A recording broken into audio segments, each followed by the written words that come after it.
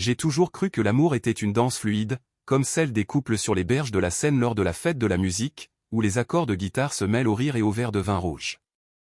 Ce jour-là, en 2023, alors que les cloches de Notre-Dame sonnaient encore dans nos cœurs, j'ai prononcé mes vœux à Chloé sous un ciel parisien d'un bleu implacable, entouré de nos amis les plus chers.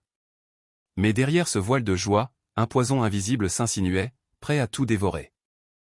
Et moi, Aaron, ingénieur fraîchement diplômé de la Sorbonne, je n'avais aucune idée que la mélodie de notre union allait bientôt se briser en un accord dissonant. J'avais rencontré Chloé lors d'une promenade dominicale le long du canal Saint-Martin, un après-midi de printemps où les cerisiers fleurissaient tardivement, comme pour défier l'hiver récalcitrant. Elle portait un foulard léger qui flottait au vent, et ses yeux verts capturaient la lumière avec une malice qui m'avait immédiatement captivé. Nous étions étudiants tous les deux, elle en littérature à l'université de Paris, moi en génie civil, et nos discussions déviaient souvent vers les classiques français, de Proust à Camus, arrosés d'un café serré aux zincs d'un bistrot du Marais. L'amour, c'est comme un bon Bordeaux, m'avait-elle dit un soir, en levant son verre lors d'un pique-nique improvisé au jardin des Tuileries, il se bonifie avec le temps, mais il faut savoir le laisser respirer. J'avais ri, charmé par sa façon de transformer une banalité en poésie. Au fil des mois, notre relation s'était tissée comme un panier d'osier tressé avec soin, des escapades à vélo le long de la Loire pour cueillir des fraises fraîches, des veillées tardives à partager un fromage affiné et à débattre des mérites du Tour de France où elle adorait les étapes pyrénéennes, moi les sprints de Paris. Nous avions même assisté ensemble à la fête du 14 juillet, feu d'artifice éclatant au-dessus de la tour Eiffel, où elle s'était blottie contre moi, murmurant que notre futur serait tout aussi lumineux. L'idée du mariage avait germé naturellement, lors d'un Noël passé chez ses parents à Lyon, où sa mère, Marie, nous avait servi une bûche de Noël maison, imprégnée d'un parfum de vanille qui embaumait la maison provençale. « Vous êtes fait l'un pour l'autre » avait déclaré Marie, les yeux brillants, tandis que son père, Jean, hochait la tête en versant du vin de Bourgogne. Pour la cérémonie, nous avions choisi Paris, bien sûr, avec une réception dans un hôtel discret du quartier latin, non loin de la Sorbonne où tout avait commencé. Lucas, mon meilleur ami depuis nos années d'études à l'université de Lyon, serait mon témoin, un graphiste exubérant, toujours prêt à animer les soirées avec ses anecdotes sur les nuits folles du quartier des Abbesses.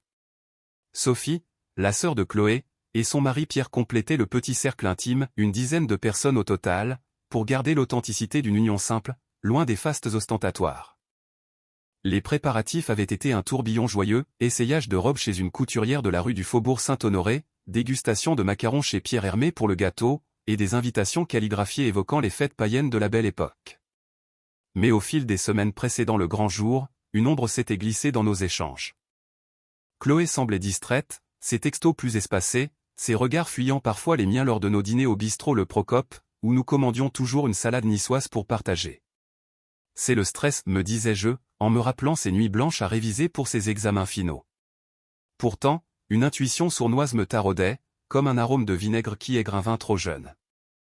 Le matin de la répétition, alors que nous arpentions les pavés humides de la place Dauphine, Lucas m'avait serré l'épaule avec une vigueur inhabituelle. « Tu mérites le bonheur, Aaron » avait-il lancé, son sourire un peu forcé sous la bruine printanière. J'avais hoché la tête, ignorant que ces mots portaient déjà le poids d'un secret trop lourd pour un seul homme. Et ce soir-là, comme la lune se levait sur les toits de zinc, j'ai surpris un appel chuchoté dans la chambre d'hôtel, une voix familière, celle de Lucas, murmurant des promesses que je croyais miennes. Le monde s'est figé, et avec lui, le battement de mon cœur. La découverte m'avait frappé comme un coup de Mistral en plein été provençal, brutal, inattendu, et chargé d'une amertume qui collait à la gorge. C'était la veille de la cérémonie, dans la suite étroite de l'hôtel de la rue de Rivoli, où les rideaux de velours rouge tamisaient la lumière des réverbères. Chloé avait prétendu une migraine pour s'isoler, et j'avais cédé, préférant une balade solitaire le long des quais pour apaiser mes doutes.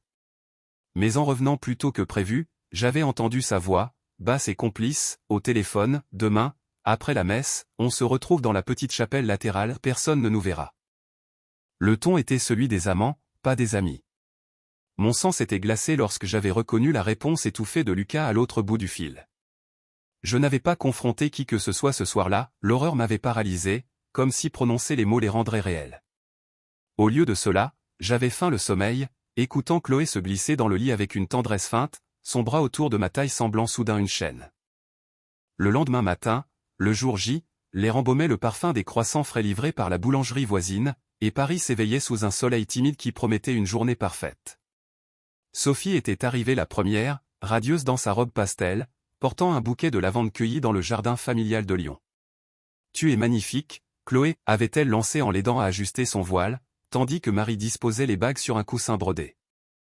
Jean, avec son habituel flegme lyonnais, avait ouvert une bouteille de champagne rosé pour trinquer à l'avance, ses bulles pétillantes contrastant avec le poids mort dans ma poitrine. La messe à l'église Saint-Sulpice avait été un tourbillon de chants grégoriens et dansants, où nos familles, une quinzaine de personnes au total, incluant l'oncle Bernard de Bordeaux et sa femme Élise, s'étaient entassés sur les bancs de bois ciré. Lucas, en smoking impeccable, m'avait tapoté l'épaule avant l'échange des alliances, prêt pour l'éternité, mon vieux. Son clin d'œil complice m'avait retourné l'estomac. Chloé, rayonnante, avait murmuré oui d'une voix claire, ses doigts tremblants serrant les miens. Mais pendant que le prêtre bénissait notre union, mes yeux avaient surpris un regard furtif entre elle et lui, un éclat complice qui transperçait le voile sacré. À la sortie, sous les cloches carillonnant joyeusement, les invités nous avaient acclamés avec des pétales de roses jetés depuis les marches, et nous avions posé pour les photos sur la place, entourés de Sophie, Pierre, Marie et Jean, riant aux éclats fins. Pourtant, l'obsession me rongeait déjà. Pendant le cocktail dans le jardin de l'hôtel, où des serveurs circulaient avec des plateaux de canapés au foie gras et de flûtes de Sancerre frais, j'avais prétexté un appel professionnel pour m'éclipser. Mon téléphone en main, j'avais fouillé discrètement les messages de Chloé, que j'avais empruntés sous prétexte d'une photo. Les preuves étaient là, nues et impitoyables, des textos enflammés échangés avec Lucas depuis des mois, des rendez-vous volés dans des cafés discrets de Montmartre, même une nuit entière à l'hôtel lors d'un week-end que j'avais cru passer à réviser chez une amie. « Tu es mon vrai feu », lui écrivait-elle, tandis que moi, je planifiais notre lune de miel à la Côte d'Azur. La trahison n'était pas un accident, c'était une danse parallèle, chorégraphiée dans l'ombre de notre amour. De retour parmi les invités, j'avais souri, toastant avec Élise à la santé de notre couple, mais intérieurement, un plan germait, froid et précis comme un schéma d'ingénieur. Lucas, ce traître masqué sous des airs de frère, allait payer non par la violence, mais par l'humiliation qui ronge l'âme plus sûrement qu'un feu. Et ce soir, après les discours et les danses, quand il s'éclipserait seul dans le limousine noir réservé pour son départ tardif, je veillerai à ce que son monde s'embrasse d'une flamme symbolique, inoffensive mais dévastatrice. Le banquet avait transformé la salle de réception en un cocon de lumière tamisée, où les chandeliers de cristal diffusaient une lueur dorée sur les nappes blanches et les compositions de lys blanc évoquant les jardins de Versailles. Une vingtaine d'invités à présent, avec l'arrivée des cousins de Chloé de Marseille, dont Antoine et sa femme Léa, animaient l'air de leurs rires provençaux.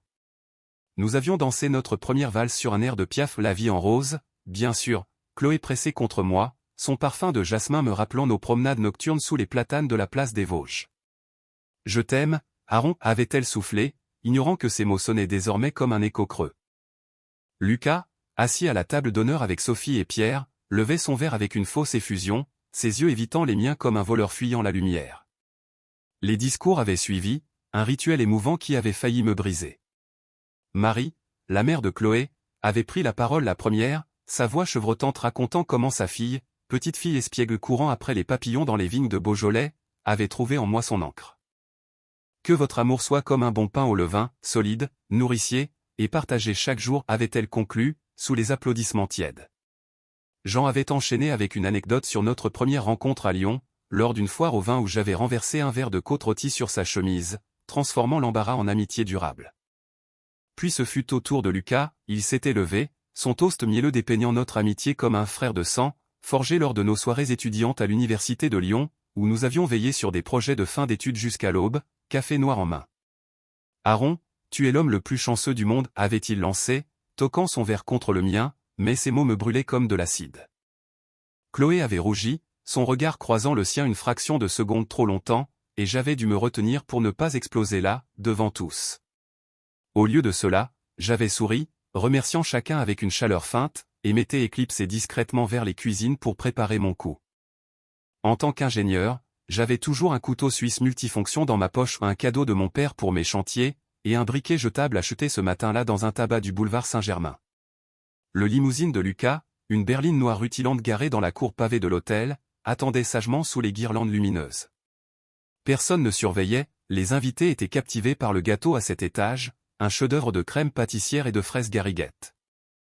J'avais versé un filet d'huile d'olive prélevé d'une bouteille de la table sur le siège passager, puis frotté une allumette contre le tissu, créant une petite flambée contrôlée, juste assez pour noircir le cuir et libérer une fumée âcre sans risque d'embrasement total.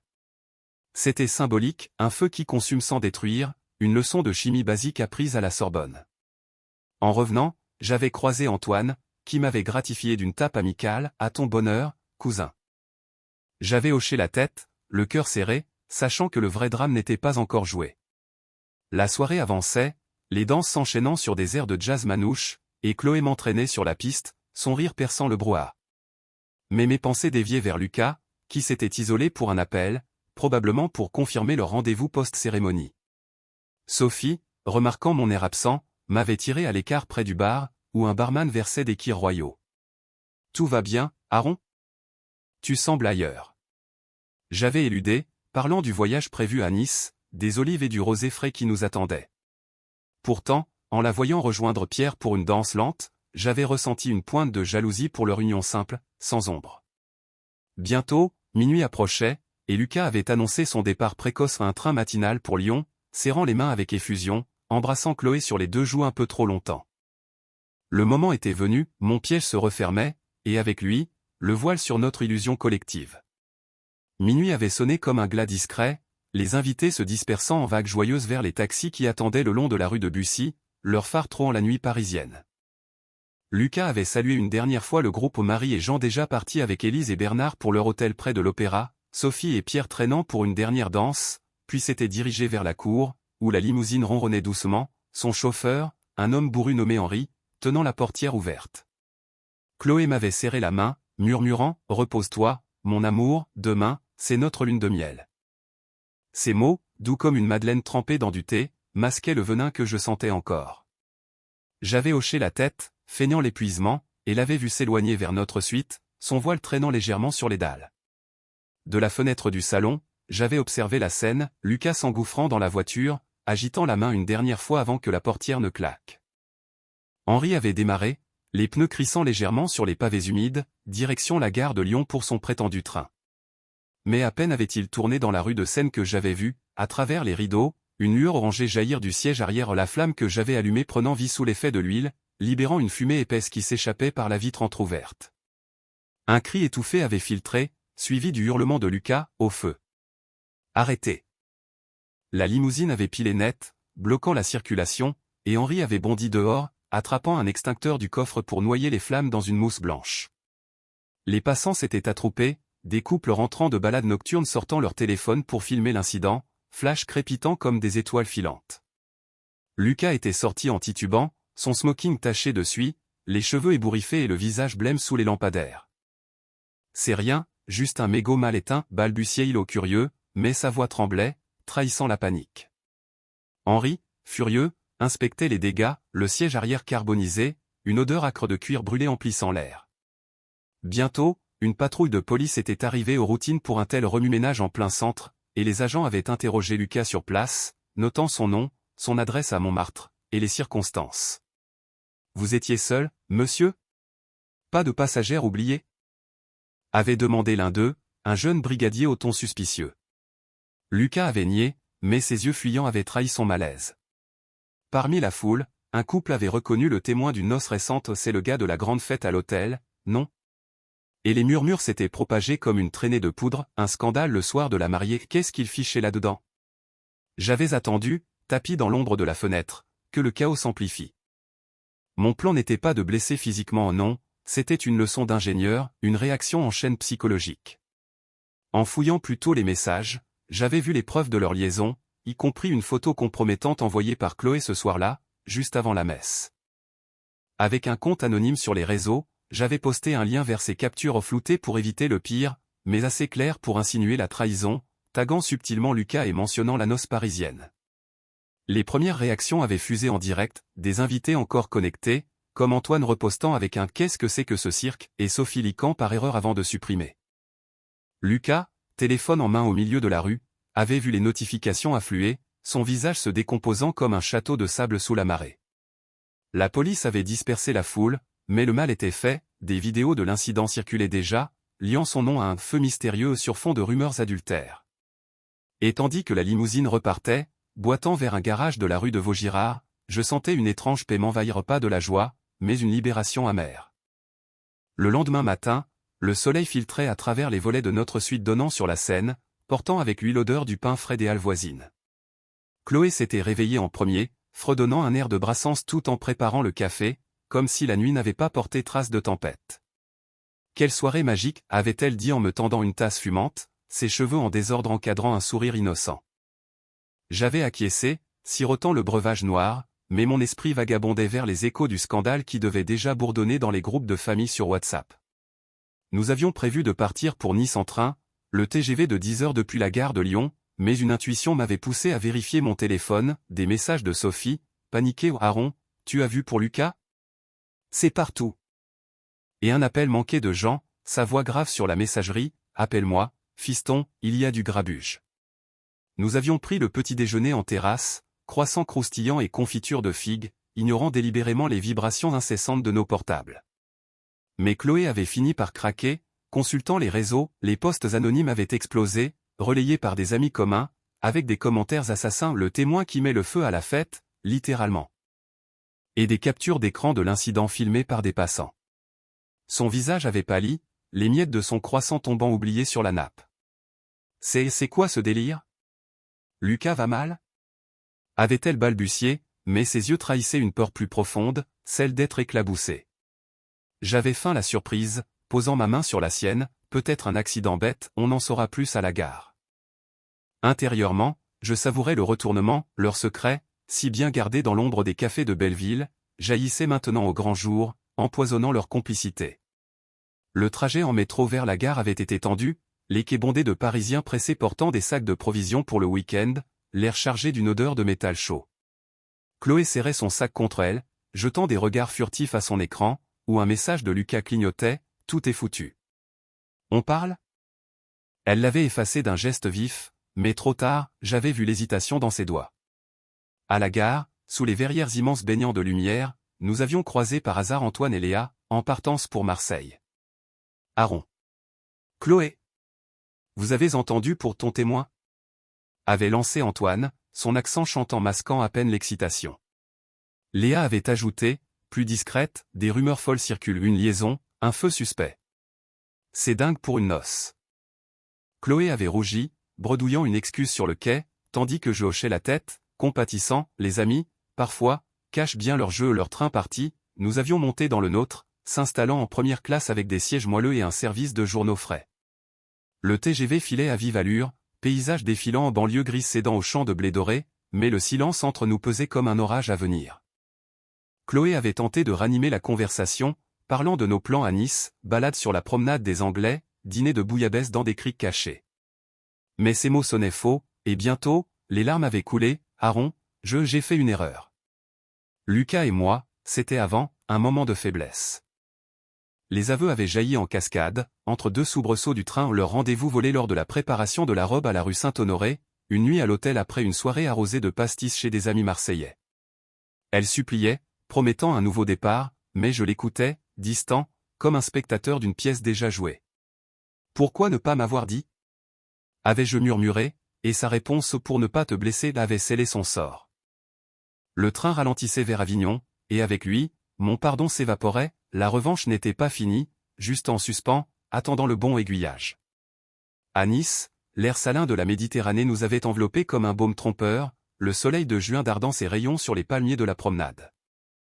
Notre hôtel, un boutique face à la baie des Anges, offrait une vue imprenable sur les vagues turquoises, et nous avions déposé nos valises dans une chambre aux murs ocre, parfumée à la lavande locale. Chloé avait tenté de recoller les morceaux dès l'arrivée, commandant 2 coupes de rosée de Provence au bar de la plage, où des parasols rayés protégeaient les baigneurs.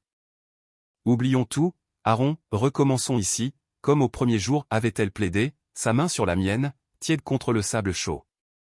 J'avais souri faiblement, toastant à notre futur, mais les nouvelles du scandale de Paris nous rattrapaient via des appels incessants, Sophie, effondrée, racontant que Lucas avait fui Lyon pour un vague cousin à Bordeaux, harcelé par des messages de collègues moqueurs, Marie, en larmes, demandant si Chloé était au courant de cette abomination. Les jours suivants s'étaient étirés en une comédie forcée, matin à flâner sur le marché de la course à Leia, achetant des socas croustillantes et des bouquets de mimosas, après-midi à nager dans la mer tiède, où Chloé riait aux éclaboussures pour masquer son angoisse. Mais la nuit, dans le lit au drap de lin, Ces cauchemars la réveillaient visions de flammes et de regards accusateurs, et elle se blottissait contre moi, murmurant des excuses entrecoupées de sanglots. J'écoutais, feignant le réconfort, mais mon cœur était un chantier abandonné, jonché de débris.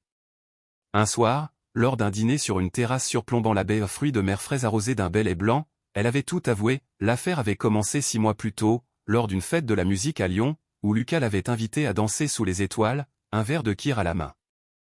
C'était l'excitation, l'oubli, plaidait-elle, mais les détails ou leurs étreintes volaient dans un parc ombragé, les textos codés pendant nos dîners à deux transformaient son regret en sel sur ma plaie. De mon côté, j'avais contacté discrètement un avocat ami de la Sorbonne, un certain Thierry, pour entamer les démarches de divorce. Pas de cris, juste des papiers froids envoyés par courrier recommandé depuis un bureau de poste niçois. Les réseaux continuaient leur œuvre. Lucas avait perdu son poste de graphiste, viré pour comportement incompatible, et les invitations à des soirées familiales comme le Noël à venir chez Marie lui étaient fermées. Chloé le savait, via des ragots filtrés par Pierre, et son désespoir grandissait, la rendant ombre d'elle-même, plus de ces discussions passionnées sur Balzac, juste des silences hantés par la peur de l'avenir. Un après-midi, lors d'une excursion en calanque près d'Aise, où les pins parasols bordaient des sentiers escarpés, elle s'était effondrée en pleurs sur un rocher, implorant « Pardonne-moi, Aaron, sans toi, je suis perdu. » J'avais hésité, le vent marin fouettant mes cheveux, pesant le poids de la trahison contre celui de 5 ans d'amour. Mais la flamme que j'avais allumée à Paris brûlait encore en moi, rappelant que le pardon forcé n'est qu'une prison dorée. Le soleil se couchait, teignant la mer de pourpre, et je sus que notre lune de miel touchait à sa fin, pas dans les larmes, mais dans une décision claire, comme un train quittant les rails pour une voie nouvelle. Le retour à Paris s'était fait en silence, le TGV nous ramenant sous un ciel doux voilé, comme si l'été lui-même pleurait notre union brisée. Chloé avait tenté une dernière fois de nous sauver, lors d'une escale à Avignon pour un déjeuner rapide sous les remparts, une ratatouille maison dans un bistrot ombragé, mais mes mots avaient été définitifs, l'amour ne survit pas au mensonge. Chloé, il s'éteint comme une bougie mal éteinte. Ses larmes avaient coulé sur la nappe à carreaux, mais je m'étais levé, laissant un pourboire généreux et mon alliance sur la table, direction la gare. Elle était rentrée seule à Lyon chez Marie, qui l'avait accueillie avec une étreinte maternelle et des conseils murmurés sur le pardon divin, évoquant Pâques et les résurrections possibles. Pour Lucas, la chute avait été plus vertigineuse. Rentré à Lyon, il avait trouvé son appartement vandalisé de graffitis anonymes Trésor de noces, œuvre d'un cousin marseillais ulcéré.